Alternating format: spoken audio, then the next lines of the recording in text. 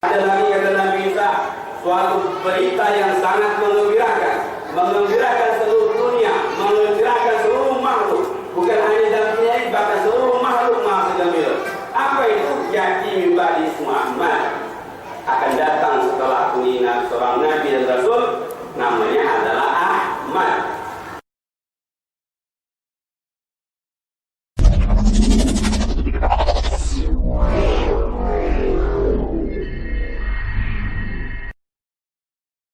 Assalamualaikum warahmatullahi wabarakatuh.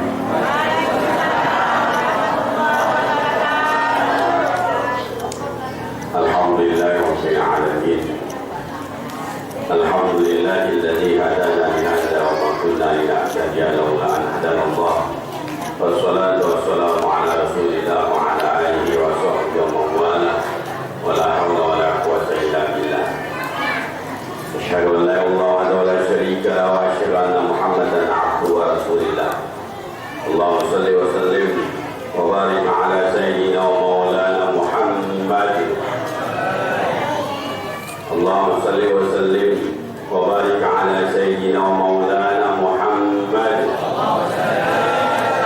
Nuril anwar wa silil asrar wa silil akhyar wa miftahi babil lisan sayyidina wa maulana Muhammadin al-Mukhtar wa alihi al-athhar wa sahbil akhyar adada ni'amil afdali.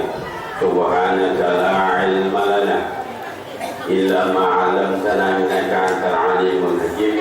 Qala rabbi shrah li sadri wa yassir li amri wa hlul 'uqdatam min lisani yafqahu qawli. Amma ba'd. Wala haula wala quwwata illa billahil aliyyil azim. Wa qala Allah ta'ala fil Qur'anil 'aziz, a'udzu billahi minasy syaithanir rajim. Laqad kana fi Rasulillahi uswah wa qala 'aidan wa ma arsalnaka illa rahmatan lil 'alamin. Wa qala Allah ta'ala wa qala Nabi sallallahu alaihi wasallam fil hadits al-qudsi, khalaqtu ya Muhammad li'ajli wa khalaqtu dunya li'ajlika. Wa qala 'aidan khalaqtu Nabi Muhammad bi nuri zati wa khalaqtu kulli syai'in min nuri Muhammad. Al-hadis. Hadratul mukarramin wal muhtaramin para alim wal ulama, dimanapun beliau berada, yang kita selalu taati fatwa-fatwa beliau. Wabil khusus akhirnya al-kiram Ustaz Muhammad Fuad yang saya hormati dan saya kagumi. Mudah-mudahan beliau selalu diberi kesehatan untuk selalu memimpin umat di jalan yang diridhoi Allah Subhanahu wa taala. Para ustaz, para ustazah, para imam, bapak imam, masjid-masjid yang tidak dapat disebutkan satu persatu namanya. Wabil khusus Bapak Sekdes yang alhamdulillah juga hadir pada pagi hari ini mewakili daripada Bapak desa kita. Kemudian Bapak Haji, Ibu Haja, Majlis Ta'lim, semua yang hadir pada pagi hari ini. Yang tak dapat saya sebutkan satu persatu namanya, tidak mengurangi daripada rasa hormat saya kepada Bapak sekalian. Alhamdulillah, pada kesempatan yang berbahagia ini, mari kita bersama-sama mengaturkan rasa bersyukur kita kepada Allah Subhanahu wa taala atas limpahan rahmat, taufik, hidayah serta anugerah kita semua hingga kita dapat hadir dalam satu majlis yang disebut oleh Rasulullah SAW, Raudatul min Riyadhil Janah, pertamanan daripada pertamanan surga di dunia, di dalam dunia. Salawatullah wa salam ala makmali ta'lim, semoga tetap tercurahkan kepada junjungan kita Nabi Muhammad sallallahu alaihi wasallam.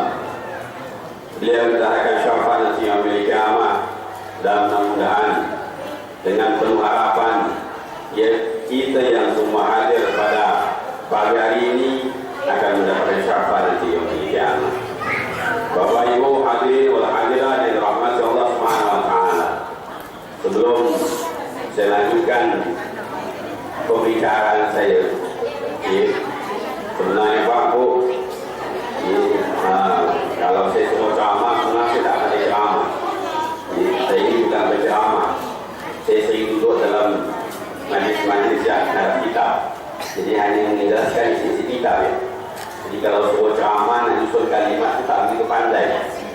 Tapi karena permintaan panitia mau tak mau lah. Mudah-mudahan nanti apa yang saya bicarakan akan bermanfaat bagi kita semua. Tapi sebelum kita melanjutkan pembicaraan, ya, kalau kita lihat waktu ini, waktu ini sampai zuhur. Soalnya kalau sampai zuhur ini, bentar itu aja. Zuhur masuk pada hari ini jam 11.36, jadi kurang 2 menit. Di 2 menit saya nyampaikan maulid dah luar. Jadi ini Bu, ya, jadi makanya belum saya bicara kali ini perlu saya bahas. Saya pernah menyampaikan maulid, dia tengah-tengah ngomong orang keluar semua, kemana orang ni? Orang pergi wudu. Dia pergi wudu, karena masuk solat zuhur. Nah ini, nanti saya khawatir tengah ngomong orang keluar semua tak? Kalau saya ngomong orang, nah ini perlu kita bahas sama-sama. Ya. Dalam kitab I'anatul Talibin, ini boleh buka dalam kitab I'anatul Talibin ada, dalam kitab Fathul Mu'in pun ada, dalam kitab Fathul Qari pun ada, bahawa Imam Syafi'i itu membagi waktu solat ada 4, bahkan ada 5. Ada 4, bahkan ada 5. Yang akurat itu ada 5, ada 4. Pertama, ya, ada namanya waktu fadilah. Ini saya bahas. Setiap saya ngomong saya bahas dulu. Saya khawatir orang keluar. Ya, belum saya ngomong orang keluar semua dah. Padahal rumah belum tentu tak solat nak. Ya, mungkin dah lapar ya boleh. Jadi memang jam-jam kampung tengah kami. Jadi waktu fadilah. Waktu fadilah, di mana orang solat masuk waktu solat dia langsung solat. Ya, nah ini bagi orang-orang yang tidak punya kesibukan dan tak punya acara. Ya. Jadi kalau kita di rumah tak ada kegiatan, masuk solat ya cepat langsung solat. Tak usah tunggu lagi. Tak usah tunda lagi, sebentar lagi. Kadang-kadang sebentar lagi, ujung-ujung waktunya lewat. Ini sering terjadi. Ya, karena banyak pengalaman kita macam ini. Alhamdulillah, ujung-ujung tamu datang. Setelah tamu datang, tengok waktu dah mereka kenal. Barulah solat macam patut buang. Nak jawab waktu ini. Nah, ini waktu fadilah. Di mana kita solat, ketika masuk waktu solat, kita langsung solat. Itu namanya waktu fadilah. Kemudian yang kedua, kata Imam Syafi'i, ada namanya waktu ikhtiar. Kita milih, Pak. Ikhtiar itu ada dimilih. Solat zuhur tadi jam 11.36. Masuk asar jam 3 kurang sikit. Jadi antara jam 11.36 sampai masuk asar sikit, itu waktu zuhur. Kita milih. Ya, yang banyak kita milih itu kadang-kadang waktu asar. Asar itu masuk jam 3 kurang sampai masuk waktu maghrib. Itu waktu asar. Lepas kita kerja dari rumah, kerja di kebun, di ladang, ya, balik ke rumah setengah lima kita mandi, jam 5 kita mandi solat. Ya, itu waktu ikhtiar kita milih. Ya, macam seperti sekarang ini. Ya, kalau saya nak berhentinya, saya berhenti. Habislah waktu ini. Maka kita masuk waktu ikhtiar kita milih. Ya, karena memang dalam kitab I'anatul Talibin menjelaskan ketika ada 2 kewajiban yang bertempur menjadi satu. Ya, antara waktu solat dengan majlis ta'lim, mana yang didahulukan? Maka dahulukan majlis ta'lim. Dahulukan majlis ta'lim. Kenapa? Coba kita bacakan sejarah. Ketika Rasulullah Mi'raj, ya, dapat perintah solat. Dapat perintah solat. Rasulullah turun sebelum waktu subuh. Apakah waktu subuh sudah solat? Belum solat. Kapan solatnya? Waktu zuhur. Makanya ulama banyak pendapat. Ulama mengatakan, ada yang mengatakan bahwa solat yang pertama itu solat subuh, ada juga yang mengatakan solat zuhur. Ya, jamhurnya ulama mengatakan solat pertama itu solat zuhur. Karena ketika Nabi turun setelah Mi'raj, itu subuhnya belum solat. Kenapa kok belum solat? Karena belum tahu ilmunya. Para sahabat belum mengerti ilmunya, maka solatnya pada waktu zuhur. Ini kalau bertempuh antara waktu solat dengan waktu majlis ilmu ta'lim, maka dulukan majlis ta'lim. Itu boleh lihat dalam kitab I'anatul Talibin bab solat. Ya baik. Jadi kita boleh waktu setiap. Saya tak lama ngomong tentang ya. Karena inti maulid itu bukan ceramah. Inti maulid itu bukan tausiah, bukan. Inti maulid itu yang dibaca oleh Fatih adalah salawat-salawat pujian-pujian terhadap Rasulullah. Pujian-pujian di bawah oleh Bapak tadi itu jangan remeh. Jangan remeh. Itu fadilah luar biasa. Ya, ada satu cerita. Bisa cerita sedikit. Itu bahasa sering kita dalam majlis taklim. Kemudian ada saya ketemu kawan dia cerita dengan saya, Pak, itu orang kita sini, Kongo, namanya tak Ucen. Mungkin ada yang kenal. Orang kita saya tak Ucen. Ya, beliau itu muridnya Haji Ismail Kundu. Singkat cerita itu beliau pada itu mengalami kebun kelapaan dimakan makan ular. Ya, makan apa tu yang sepadan kelapa. Cemara. Ya. Osak kelapa. Akhirnya aku balik guru. Kelapa kami ketika di kampung guru sana. Itu osak. Kelapa kami ini katanya osak. Dimakan cemara itu. Ada solusinya. Apa kata gua yang mundur? Katanya, Jen, ya nanti kau balik, kau panggil orang, kau baca Al-Barzanji. Baca Al-Barzanji, kau buat telepon, ya, kau baca Al-Barzanji. Ini gua yang mundur itu. Cuma karena gua yang itu, di zaman-zaman saya tinggal tahu saya jadi sana aja. Jadi kalau berjanji uang tak telepon.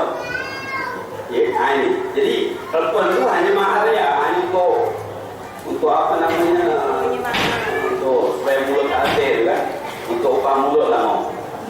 Jadi jangan dia undang tak ramai Pak, sekitar 11 orang. Singkat cerita itu pas malam dia mengadakan acara Al-Barzanji. Malam tu ada orang Cina lewat. Ini kita nyata ini. Ya, orang Cina lewat. Tak tahu Cina itu nama siapa tak kenal. Pokoknya ada orang Cina lewat. Besok ada orang pasar. Ya, hari Cina dimanggil. Jadi sini. Ada pergi. Tadi malam saya lihat rumah kau ramai orang siapa? Ramai orang katanya. Pukul saya lihat tu orang tu ribuan benar. Ribuan orang. Ramai semua pakaian putih-putih. Siapa yang tinggal di malam? Jadi pun bingung tak? Siapa sebenarnya malam? Tak ada sebenarnya orang. Tadi malam tu ada acara. Jadi ada ramai 11 orang dia. Tapi dilihat oleh orang itu ribuan orang. Dia pakai putih-putih tu. Ya, saya ingat dulu. Syekh Abdul Rahman Paloga. Saya pernah ikut majlis beliau. Syekh Abdul Rahman Paloga. Syekh Abdul Rahman Paloga itu dulu salah satu ulama besar kita kali Nusantara. Cuma sayang beliau umurnya tidak panjang. Cuma umur 40-44 dan salah beliau meninggal. Saya pernah ikut majlis beliau. Beliau menjelaskan kalau kita Al-Barzanji, kalau kita maulid, ya orang di dalamnya tidak ada yang mokok pakai wangi-wangian, ya maka Rasulullah hadir bersama kita bersama. Cuma kita akan nampak. Ya, kalau kita nampak mungkin kita bagus usulnya. Karena bapak kita nampak, susah memang. Ya, kita ini dilatih hati kita untuk mengimani suatu hal yang apa namanya yang belum nyata. Tapi kalau orang beriman yang buat nyata itu yang kita iman. Karena Allah itu adalah zat yang maha zahir daripada perkara yang zahir. Ini itu maulid. Jadi hikmah maulid sebenarnya maulid itu. Itu kan sekali tengok banyak yang tua lah. Yang muda mana ni? Sebenarnya harus buat generasi banyak. Tempat saya kenal alhamdulillah yang muda dah tengok. Dia ada generasi penerusnya. Sekarang yang muda saya tengok tak lain dia. Habis terus. Jelek mata dah habis. Wah kacau. Jom hilang. Jadi itu yang dilakukan oleh guru kita. Al-Barzanji maulid. Dia pada hakikatnya Rasulullah hadir di tempat kita. Kembali lagi waktu sholat. Jadi waktu ikhtiar, ya kita milih. Terus yang ketiga kata Imam Syafi'i waktu makruh. Suaminya ibu dari kebun, dari ladang nanam padi, balik ke rumah. Jadi kan jam setengah 5 balik, setengah 5 balik, mandi, ya, nak pergi solat. Tengok TV lu, cantik ibu balik. Ya, dalam apa? Sejodoh. Begitu apal pun nonton sebentar. Pas nonton sebentar, saking ngasih-ngasihnya waktu sudah hampir habis. Dia berpuluh solat. 2 rakaat dia solat. Ya, solat asar masuk waktu maghrib. Ini gimana? Ya, dalam kitab Bulughul Maram jelaskan dalam hadis Nabi itu solatnya sah tapi hukumnya makruh. Suatu perkara yang dibenci oleh Tuhan, oleh Allah. Yang terakhir Imam Syafi'i bagi namanya waktu tahrim, haram Pak. Anda itu sama. Dari kebun, juga. Kemudian nak solat zaman ini tengok film cantik lah. Ganti filmnya, film Ramayana. Nonton itu. Bah nonton waktu asar habis. Tengok apa habis dia pun bulu solat. Allahu Akbar orang azan maghrib. Itu hukumnya haram kita solat. Ya, kalau tidak terjadi seperti itu jangan solat. Ya, selesaikan waktu solat maghrib masuk. Setelah solat maghrib masuk, bawa ke solat asar. Berarti hukumnya Allah. Hukum pada kita tetap dosa. Karena termasuk fawaidul lil musallin, melalaikan waktu. Jadi jawab diri. Banyak masalah rahmat Allah Subhanahu Wa Taala. Jadi kita ambil waktu dia. Jadi wasiki waktu zuhur tak masalah. Ya. Jadi maulid itu kenapa kita harus melaksanakan maulid? Kenapa kita harus memperingati maulid? Karena sekarang dia sudah banyak pemahaman bahkan sudah masuk tempat kita bahwa maulid itu adalah perkara yang bid'ah, wa bid'atu dhalalah, wa dhalatu finnar. Ya, perkara yang ngade-ngade. Bid'ah itu bahasa kita ngade-ngade. Perkara yang tidak pernah dilakukan oleh Nabi. Dan semua bid'ah itu katanya sesat, dan sesat itu adalah neraka. Berarti secara otomatis mereka mengatakan kita ini neraka semua. Secara otomatis. Ya. Padahal kalau kita lihat di dalam Quran, ya, apa kata Nabi Isa? Isqala Isa bin Maryam, ya Bani Israel, inni Rasulullah ilaikum musaddiqan lima bayna yadayya min at-Taurat wa mubashiran bi rasulin min ba'di wa mubashiran bi rasul. Kata Nabi Isa, ya Bani Israel, ya, inni Rasulullah ilaikum, aku adalah Rasulullah yang diutus untuk kamu semua. Ini Rasulullah ilaikum musaddiqan lima bayna yadayya, ia punya Taurat. Aku membenarkan sesuatu yang ada di tangan kalian, yaitu kitab Taurat, Quran. Wa mubashiran bi rasul ya'ti min ba'di Muhammad. Ada lagi kata Nabi Isa, suatu berita yang sangat mengembirakan seluruh dunia, mengembirakan seluruh makhluk, bukan hanya dalam dunia ini, bahkan seluruh makhluk gembira. Apa itu? Ya'ti min ba'di Muhammad, akan datang setelah aku ini seorang Nabi dan Rasul, namanya adalah Ahmad. Jadi kalau kita lihat ayat ini, seluruh makhluk masih gembira dengan kedatangan Nabi yang datangnya masih lama. Ya, seluruh makhluk masih gembira. Kenapa kita tidak? Kenapa kita tidak gembira dengan kehadiran Rasulullah? Di sinilah kita diajar ulama-ulama kita setiap bulan kelahiran Rasulullah, kelahiran Nabi, kita selalu melaksanakan perayaan Maulid dengan tradisi kita masing-masing. Karena Maulid itu secara berbeda cara. Bagi berbagai macam cara orang memuliakan Rasulullah. Kalau tempat kita sini dengan di Jawa beda. Kalau di luar negeri pun beda. Kalau di Malaysia sana pun beda. Kalau tempat kita sana Kuala pun juga beda. Cara itu kakek. Yang jelas ungkapan rasa kegembiraan dengan kehadiran Rasulullah. Kenapa kita masa gembira? Karena kalau tidak ada Rasulullah, kita tidak jadi apa, bang? Ya? Mungkin kita ada yang Hindu, ada yang Buddha, bahkan yang tidak kenal sama agama sama sekali. Kalau kita perhatikan zaman jahiliyah, ya, dalam zaman dia saya pernah baca kitab Mahfil Mahfum, ya, kau jahiliyah sekarang ini berarti orang bodoh, orang tak mesti masalah itu. Zaman jahiliyah zaman itu kalau tidak berilmu, orang yang berilmu, tapi jahiliyahnya luar biasa. Kalau zaman jahiliyah, bu, ni kalau judi ada perempuan lewat, perempuan orang ambil, maka orang kata itu anak lelaki ke perempuan. Neo zaman jaya. Itu anak lelaki ke perempuan. Satu mengatakan aku lelaki, aku perempuan. Kalau lelaki apa? Kau perempuan apa? Nah, kalau anak lelaki aku berikan harta itu. Kalau anak perempuan aku beri juga. Okeylah, kita angkat yang perempuan itu, dia belah dia buat. Tengok anak. Itu zaman jaya. Ya, bosan ada lagi itu. Ya, itu zaman jahiliyah. Setelah datang Rasulullah, hilang semua itu tadi. Ya, Islam mengajarkan tentang kebaikan. Islam mengajarkan tentang rahmatan lil alamin. Sini merasa kegembiraan datangnya daripada Rasulullah itu, ya, sebelum dilahirkan di permukaan bumi ini, dia sudah terkenal. Ya, di alam laut namanya, atau di alam nur, atau di alam arwah. Karena sesuai dengan hadis kursi yang Allah firmankan dalam hadis kursi itu, ya, khalaqtu ya Muhammad li'ajli, bukan, khalaqkan Nabi Muhammad binuri jati wa khulika min kulli syai'in Nabi Muhammad. Aku ciptakan Nabi Muhammad itu pertama daripada nur zatku, dan aku ciptakan segala sesuatu daripada nur Muhammad.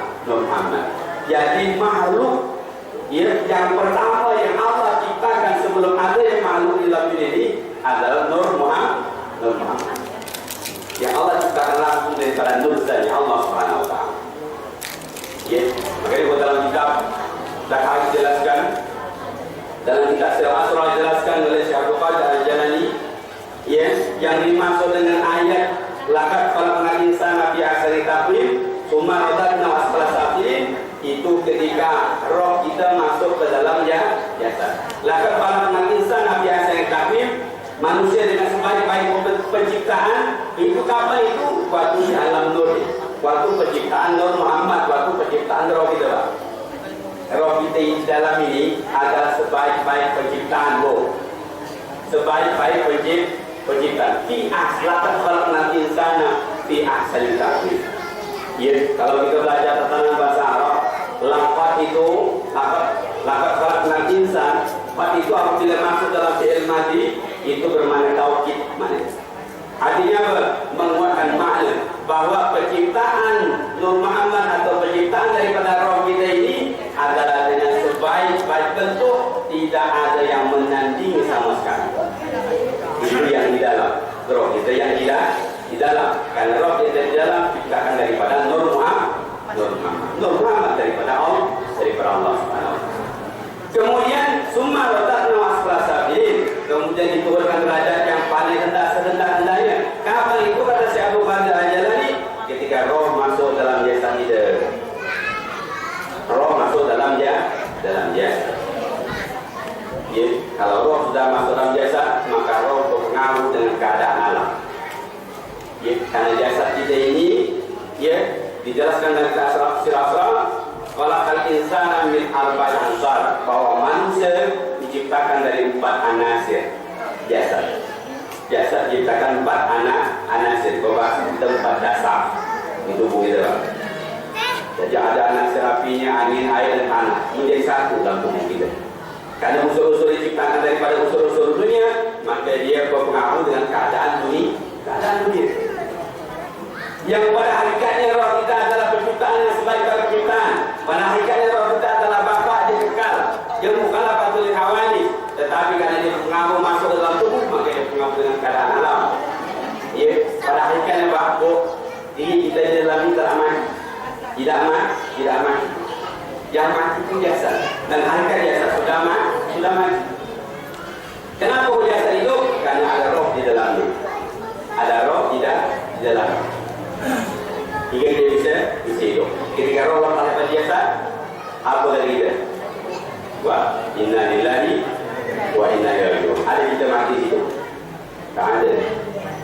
Ya, tidak ada kita mati. Itulah kemuliaan daripada Nur Muhammad. Nur Muhammad kemudian diturunkan di permukaan bumi ini, menjadilah Nabi Muhammad. Nabi Muhammad itu adalah laqad khalaqnal insana, bukan laqad kana fi rasulillah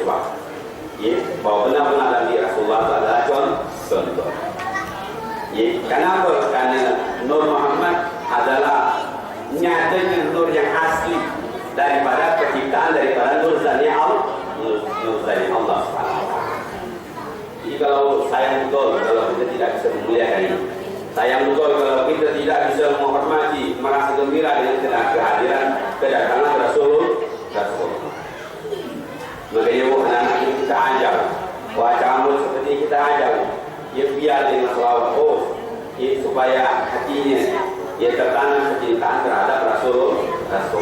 Ini penting, ya ini penting supaya kita mengetahui. Inilah rasa kegembiraan kita dengan kehadiran Rasulullah. Jadi aneh kalau ada orang mengatakan bahwa Maulid itu adalah suatu perkara bid'ah, suatu perkara yang dilarang dalam agama. Aneh benar. Ya. Jadi kalau seluruh makhluk masuk gembira dengan kehadiran Rasulullah, kenapa kita tak masuk gembira? Bagaimana cara ungkapan rasa gembira kita kepada Rasulullah? Salah satu dengan kalau seperti ini. Terus yang kedua, kita dengan berbanyak salawat kepada Rasulullah. Ibu-ibu, jadi begini. Ya, oke, kamu jadi. Ya, karena waktu saya mentaya kali ini. Sikit lagi lah. Jadi ya, para jemaah sekalian dirahmati Allah Subhanahu Wa Taala. Perlu kita ingat bahwa ya sekarang ini banyak sekali pemahaman yang kadang-kadang jauh daripada ajaran daripada Rasulullah. Makanya anak-anak itu kita hati-hati lagi di dalam memberikan pendidikan. Jangan kita terkecoh dengan penampilan. Sekarang ini banyak orang penampilannya oke tapi ilmunya kurang. Ya, kemarin sudah ada ribut orang itu baik di media sosial mengatakan ada suatu kelompok yang mengubah daripada azan. Ya, dari nama. Jadi hanya ala solat diubah menjadi hanya ala jihad. Semuanya. Jadi kalau saya pikir hanya ala jihad, ayo kita jihad. Dia ngajak kita perang. Tengok kita perang ni siapa ni? Ya. Inilah kalau kita belajar ilmu hakikat itu pada tauhid dia masuk golongan namanya jahil murakab. Ya. Dalam kita memahami hakikat itu ada 4 keyakinan. Ada namanya tingkat jazm mufakat itu namanya tingkat makrifat. Kemudian ada lagi namanya jazm mufakat tapi tidak dengan dalil, itu namanya taklid. Kemudian yang ketiga jahil murakab. Jahil murakab itu artinya lumpuh. Ya, yang jelas agama kita nanti agama yang mengampun tanda 3 ini. Ya, karena sekarang ini banyak saya lihat ya orang-orang yang kadang-kadang baru saya tengok manjat kelapa, baru tak ngebas rumput, baru tak lari kain, tiba-tiba jadi ustaz. Wah, dia kacau. Baru tak jadi presenter, jadi MC dan TV, tiba-tiba jadi narasumber. Kita tentang agama. Yang aneh lagi kadang permasalahan agama ditanya dengan artis. Wah, ini kacau. Padahal Quran mengatakan fas'alu al-zikri in kuntum la ta'lamun. Tanya kepada al-zikir artinya ulama in kuntum la ta'lamun, seandainya kau tidak mengerti. Ya, saya ingin jelaskan kepada kawan-kawan. Saya pernah mendengar satu ceramah, itu namanya saya sebutkan namanya Ustaz Jawas. Dia mengatakan bahwa Rasulullah bahwa kita ini dilarang untuk ziarah kemana pun, termasuk ziarah kubur, ziarah para wali, para ulama. Ya, dengan dalil bahwa Allah Rasulullah melarang kita pergi jauh illa bisalatin, kecuali kepada 3 tempat. La tusatu rihal illa salatul masajid. Kata Nabi, tidak boleh kau pergi jauh kecuali menuju daripada 3 masjid. Masjidil Hadza wal Masjidil Haram wal Masjidil Aqsa. Jangan kata Nabi kau pergi jauh kecuali 3 masjid ini, Masjidil Hadza, Masjid Nawawi, Madinah, wal Masjidil Aqsa, wal Masjidil Haram kat Mekah, kemudian wal Masjidil Aqsa, Palestina. Jadi katanya Nabi melarang kita pergi jauh kecuali 3 masjid ini. Berarti kalau kita ziarah katanya hukumnya haram karena Nabi melarang kita pergi jauh. Ini nampak rasanya betul tadi. Orang pintar tadi bodoh. Maaf ya, saya kata salah ngomong. Kenapa seperti itu? Karena kalau kita lihat dalam tatanan bahasa Arab, dalam hadis Nabi ini hadis Imam Bukhari, hadis betul, riwayat Imam Bukhari. Situ la tusabula illa, ya, situ ada orang istisna, pengecualian, baku. Jangan kau pergi jauh dari Nabi kecuali illa masalah, illa salah saja.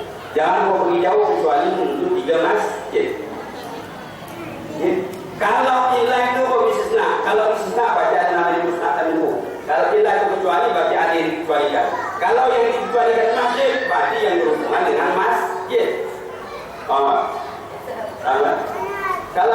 yang dilarang itu masjid, berarti ada hubungan dengan masjid. Kalau itu diglobalkan tidak boleh pergi jauh, maka jauh itu. Untuk seri jauh tenang. Ustaz nak kemana nak jauh? Tak boleh Ustaz. Rasulullah melarang pergi jauh. Kacau itu. Dia nak mana ni? Orang anak sisa nak di Mesir. Tak boleh. Rasulullah melarang pergi jauh. 3 benar ni. Ini itu saja Pak. Ya. Saya juga nak boleh. Saya saya pemahaman jauh sekali daripada ulama itu. Maksud hadis ini bukan Rasulullah melarang kita pergi jauh. Hadis semuanya. Berarti tadi itu. Kalau istisna berhubungan dengan masjid, berarti mustasna boleh berhubungan dengan masjid. Artinya apa? Makna hadis ini, kalau kita solat di masjid sini, di musola sini atau di masjid sini, ya itu baru pandai Pak. Baru. Kalau sejamaah 27. Kalau kita solat masjid di Mujahidin, jamaah sana baru pandainya. 27. Kalau kita solat di Majlis Istiqlal, berapa pahalanya? 27. Sama. Tetapi kita usah pergi jauh ke masjid kosongnya. Karena pahalanya sama. Kecuali 3 masjid ini, Rasulullah mengatakan solat yang masjid hadza khairun min alfi solat di masjid wa ila masjid haram. Solat di masjid aku ini kata Nabi, 1 rakaat kita solat di masjid Nabi sama dengan 1000 rakaat kita solat di masjid kita. Itu sama kita 1000 rakaat di solat di masjid nanti. Ila masjid haram, kecuali masjid haram. Masjid haram itu 1 rakaat kita solat di Mekah sama dengan 200.000 rakaat kita solat di masjid itu. Jadi boleh kita di sana. Nanti solat zuhur kita ke Madinah. Ya, asal boleh. Maghrib pergi. Ada pahala dia besar. Tapi kalau ke mana-mana sama ya. Ini pemahaman mereka. Dengan dalil ini mereka mengatakan bahwa kita ini tidak boleh jarak ke mana pun, termasuk jarak para ulama. Ini muadadi. Karena tempat itu sudah banyak yang masuk. Tempat saya itu pernah terjadi orang yang meninggal, Pak Bu. Ketika meninggal, dia ada kelompok imam, ada 7 orang, tak boleh orang yang mandi. Itu saya lihat mandikannya sama dengan mandikan binatang. Iya tidak. Oh kita kan masih ada lebih baik. Masih ada tadi contohnya, kemudian dimandikan air 9 lagi. Itu kan menggosok tidak boleh kuat. Ada tidak ada, tak boleh juga sebenarnya. Tapi tidak ada dalam mandi ya. Selesai karena di bawah, air orang bawa kamu. Ada sudah terbiasa tradisi kita tak ada lagi dulu. Sedikitkan dulu. Itu kan dia tahu. Ujung-ujung tegak kalah lagi. Kali dia amai di bawah ya, kami amai. Sampai di mata di tegak lagi orang takut. Orang kan orang takut, kami takut enggak. Ini enggak banyak masuk sekali. Sebenarnya dalam agama itu Quran sudah mengatur semua. Ya, kita boleh berbeda pendapat, tetapi jangan saling menyalahkan. Apa kata Quran? Ya Allah Rabbuna wa Rabbukum lana amalana wa lakum amalukum la hujjata bainana wa bainakum. Allah Rabbuna Quran, Allah Rabbuna wa Rabbukum, Allah Tuhan kami dan Tuhan kau. Lana amalana wa lakum amalukum. Bagi kami amal kami, kamu amal kamu. La hujjata bainana wa bainakum. Tidak ada hujah di antara kau. Tidak ada hujah di antara kita. Kalau kau tak mau tahlil main, kau tak mau tahlil urusan kau. Kau tak mau mulai urusan kau. Nanti kalau kau mati, sedunglah dosanya. Kami lemah tinggalkan. Kan itu kan? Nah, ya. Jadi lebih mudah kan? Kau tak boleh nyarang kami tak boleh nyarang kami. Karena kita semua punya dasar dan punya dalil. Orang tahlil ada dalilnya. Orang tak tahlil pun tidak ada dalilnya. Nah, jangan kau menyalahkan saja menyasuni. Kadang gagal ke surat kawin kita ya, kalau 8 10 lengkap. Ya, di sana di atas itu sampai imam di 2. Jadi ada imam 8, ada imam 20. Aku nak yang 8, yang 20 tak ada solat. Dia cari tempat lain. Aku nak yang 20, yang 8 solat tapi setelah itu kembali. Ya, tak masalah. Ya, mau 8 ke mau 20, yang masalah itu yang tak kawin. Ini yang masalah. Paham ya? Sebenarnya agama itu simple, mudah untuk diamalkan. Ya, yang membuat susah itu anak kita orang. Islam pun mengajar kita mudah. Ya, yang penting intinya ya bagaimana caranya kita bisa ingat dengan Allah sesuai dengan kemampuan kita. Ittaqullaha taqwan, ittaqullaha mastata'tum. Bertakwa engkau kepada Allah sesuai dengan kemampuan kita masing-masing. Tidak usah, saya tidak bersolat, apa yang kita bisa? Ya, kita tidak bersolat hanya bisa Fatihah. Enggak, kau baca Fatihah, kau usah baca yang lain. Allahu Akbar, baca Fatihah. Setelah Fatihah langsung rukuk. Baca rukuk apa? Kau usah baca lah, yang penting rukuk ya. Fatihah tak hafal juga, apa yang hafal? Hanya bismillah, baca bismillah. Allahu Akbar, bismillahirrahmanirrahim. Tuhan. Bismillah kau tak hafal, dah apa yang hafal? Ingat? Hafalnya bismillahirrahmanirrahim tak hafal Ustaz. Yang hafal itu bismillah. Udah bismillah. Allahu Akbar, bismillah, bismillah, bismillah. Bismillah pun tak hafal. Pokoknya apa yang kau hafal? Ayo bersama Allah ya. Udah Allahu Akbar, Allah, Allah, Allah. Allah pun tak hafal. Mati ya pada ini.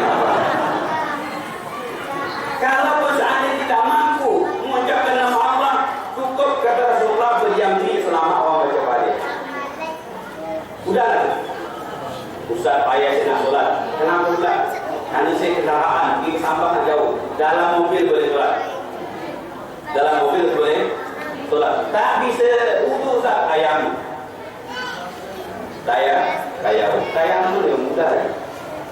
Hanya muka dan tangan. Dah saya. Solat duduk je dalam mobil. Jangan pergi dalam mobil nanti jatuh. Duduk. Solat duduk je mudah. Susah Ustaz. Anak ni kecil dari saya. Ada dari saya. Tak apa-apa. Justru dalam kitab Ihya Ulumuddin, Imam Ghazali menjelaskan baik tidak dalam solat juga kita harus solat di atas tanah langsung. Benar tak? Belum benar ya? Solat langsung di atas tanah. Apalagi bukan tinggal di cair, banyak mudah lagi. Ya, biasanya kalau cair itu kan kecil tanah ya, baik. Nanti kalau kita nak solat kita kacau nampak kita rojang dalam kita. Dah solat terpakai. Ya, solat itu kotor boleh, yang tak boleh najis. Jika boleh kita kotor, tahu kan? Solat dia lah. Ya. Udah, saya tak bisa Ustaz. Kondisi dalam keadaan najis. Dalam keadaan najis pun masih boleh solat. Masih boleh solat. Yang penting nanti balik rumah diganti lagi. Apa alasan kita solat? Apa alasan? Ada alasan tak? Alasan malas ya. Alasan malas. Di agama mudah amal. Susah dipersulit. Ya, susah dipersulit. Kalau sudah tidak mampu sekali, tidak mampu beri kita solat duduk, tangan duduk berarti baik. Kepala ke utara, kaki ke selatan, badan kita menghadap ke barat. Tak mampu seperti Ustaz, sudah ujung. Kepala ke timur, kaki ke barat. Agak tinggi sikit. Dekat tu. Tak bisa bergerak pakai isyarat. Tapi dia beritahu isyarat pun ada. Maksudnya hati masih betul pakai hati. Ini boleh jalan surah hakikat. Ini kadang-kadang surga aja nak pakai surah hakikat tak? Yang penting ingat ya Ustaz. Apa yang kau ingat? Ingatkan Allah bila pertemuan Allah. Udah kacau. Pakai hati. Pakai hati tak mampu, berarti kita solatkan orang. Sampai mati pun kita tetap disolatkan. Ini perkara mudah kan kamu? Apa yang susahnya? Tidak ada yang susah. Ya Allah tidak menyuruh kita untuk selalu ingat kepadanya.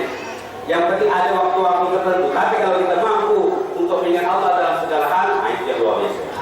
Itu yang luar biasa. Oke ya. Saya rasa cukup sampai itu. Kita waktu dalam banyak menang. Yang penting intinya tetap kita melaksanakan maulid kondisi apapun. Kita ajak anak-anak kita. Jangan perhatikan kalau kita yang menolakkan anak-anak kita, jangan sembarang masuk. Tengok ni gratis. Ini sekolahnya tak boleh ni. Lihat dulu. Lihat dulu. Makanya kalau kita jual anak, lihat gurunya. Kalau gurunya sama dengan kita, berarti insyaAllah selamatlah anak-anak kita. Okey baik, saya tak perlu banyak lebar. Kerana memang tadi saya jelaskan tahapan ikramah. Pokoknya apa yang keluar itulah saya umumkan. Yang mudah ini berlambat bagi semua. Kerana memang saya duduk ini menghadap kitab. Jadi bisa disiapkan jelaskan kitab ya. Yang mudah pada kita